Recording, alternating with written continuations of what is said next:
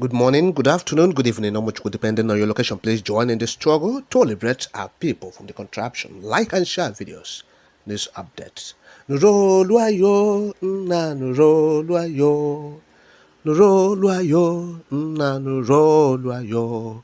Ọ dịghị mgbe ike mmadụ ga-akarị ike Chukwu. Ọ dịghị mgbe ike mmadụ ga-akarị ike Chukwu. Nna nụrụ, onye kere ụwa nuroluayo. Nna nụrụ, Olisa bi n'igwe nụrụ akwa yo. Now the update is this. DPM, Biafra, DPM, Dr. Ngozi Orabueze inaugurates over 50,000 Biafran military. Yes, that is what's happening now. And over 12,000 Nigerian terrorist military, Vamus, Biafran territory, based on this. Now this is according to an international freedom activist. Hear him, I read back. About creating an army.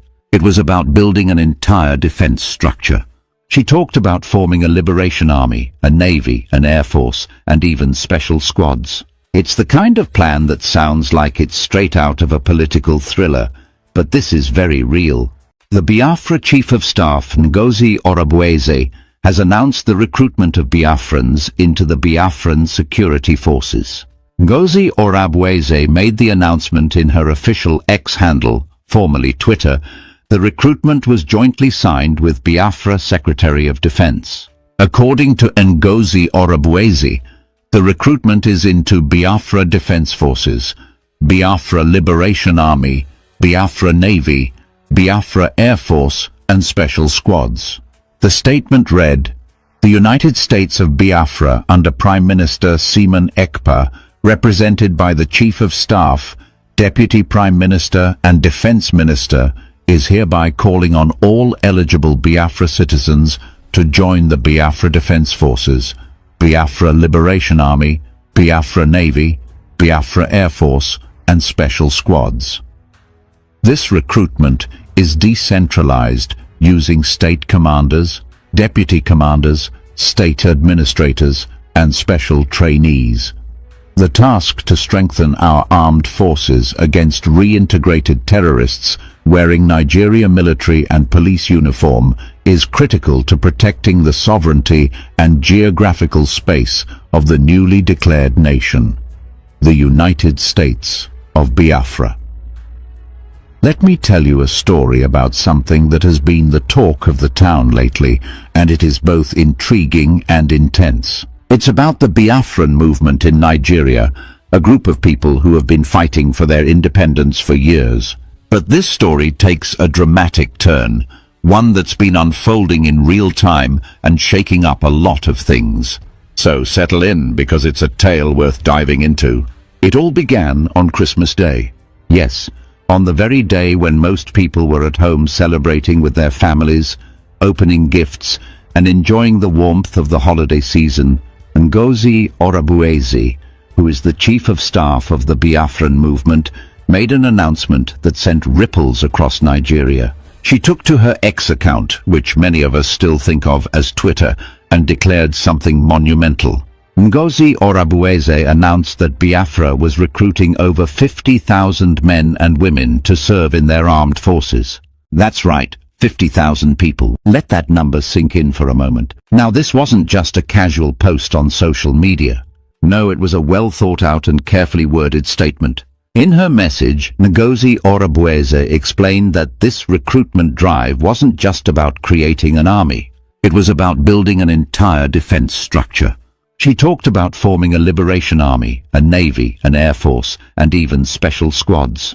It's the kind of plan that sounds like it's straight out of a political thriller, but this is very real. The statement wasn't just from Ngozi Orabueze, though.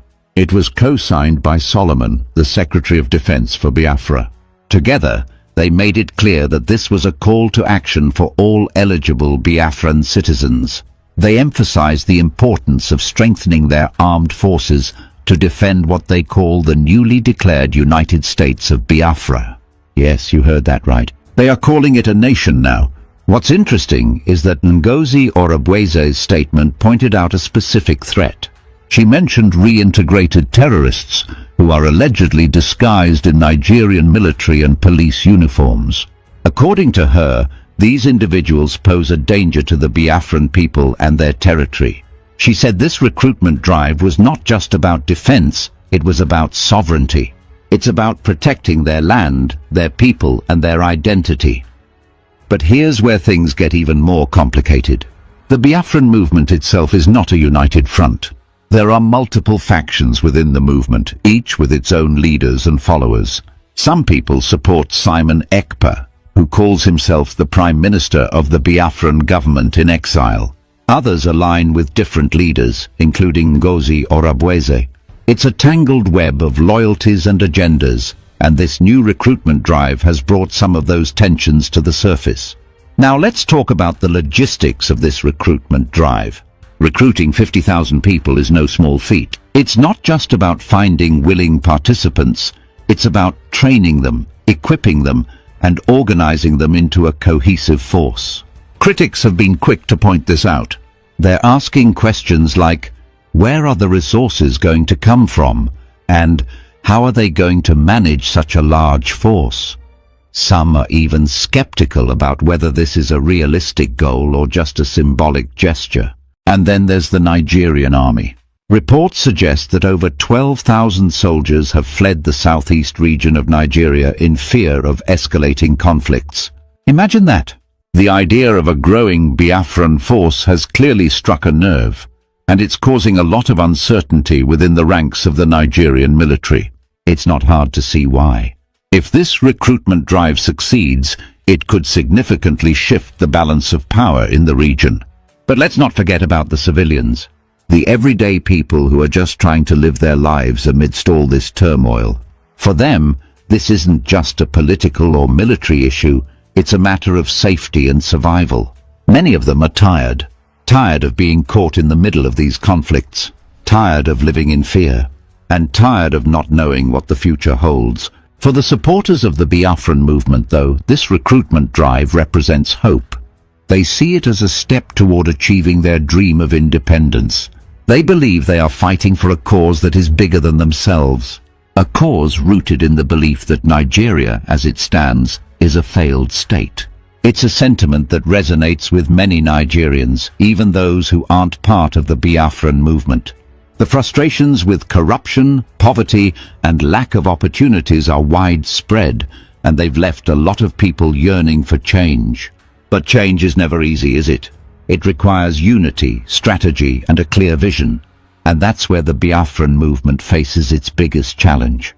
The internal divisions within the movement could undermine everything they're trying to achieve. The question is, can they rise above these divisions and work together? Or will these cracks in their foundation prove too wide to bridge? As we watch this story unfold, it's clear that this isn't just about Biafra versus Nigeria. It's about identity. It's about sovereignty.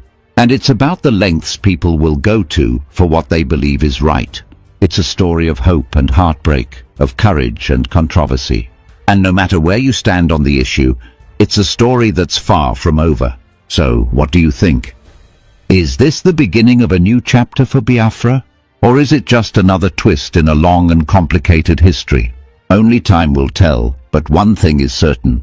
This is a story that has captured the attention of people far and wide. And it's one we'll be talking about for a long time to come. The news of the recruitment drive organized by the Biafra Chief of Staff, Ngozi Orabueze, spread like wildfire. It was a tale that sent shockwaves through the Nigerian army and beyond.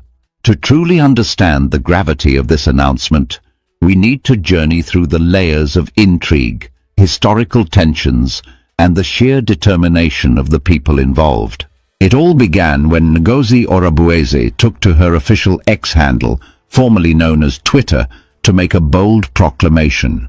This wasn't just any announcement, it was a call to arms, a rallying cry for Biafrans across the region and beyond.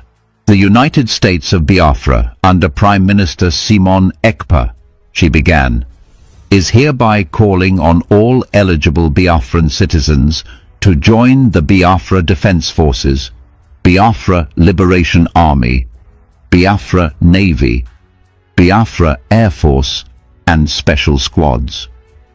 These words carried weight, not just because of their content, but because of what they represented: a renewed effort to consolidate Biafra's sovereignty.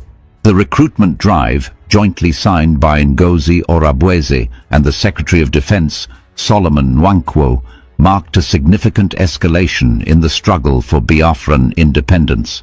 It was decentralized, leveraging state commanders, deputy commanders, state administrators, and special trainees to mobilize and organize recruits. This decentralized approach aimed to ensure that the recruitment reached even the most remote areas, leaving no stone unturned in the quest to bolster their ranks. To truly appreciate the implications of this announcement, one must understand the historical backdrop. The struggle for Biafra's independence is not a new story. It is rooted in the events of the late 1960s, when the eastern region of Nigeria, predominantly inhabited by the Igbo people, declared independence as the Republic of Biafra. The declaration led to a brutal civil war, marked by immense suffering, loss, and ultimately the reintegration of Biafra into Nigeria. However, the spirit of Biafra never truly died. It lived on in the hearts of its people, resurfacing over the decades through various movements and leaders who sought to rekindle the dream of an independent Biafra. The Nigerian army, already grappling with insurgencies in the north and other parts of the country, found itself in a precarious position. Reports began to surface of Nigerian soldiers fleeing the southeastern region, with some estimates suggesting that over 12,000 personnel had abandoned their posts. The exodus was attributed to the growing influence of Biafran forces and the fear of facing a rejuvenated and determined opponent. The recruitment drive also highlighted a deep divide within the Biafran movement itself. While Ngozi Orabueze and her allies pushed forward with their plans, other factions voiced their dissent. Accusations flew back and forth, with some claiming that the recruitment was a desperate attempt to gain control over the fragmented Biafran forces. This internal conflict mirrored the larger challenges facing the Biafran struggle: a lack of unity and coordination among its leaders and factions. As the news of the recruitment spread, it elicited mixed reactions from the public. For many Biafrans, it was a moment of hope, a sign that their dream of independence was alive and well. Dubai, another healam. What do you make of that? Drop your comment. But remember, it's Biafra or nothing. Bye for now.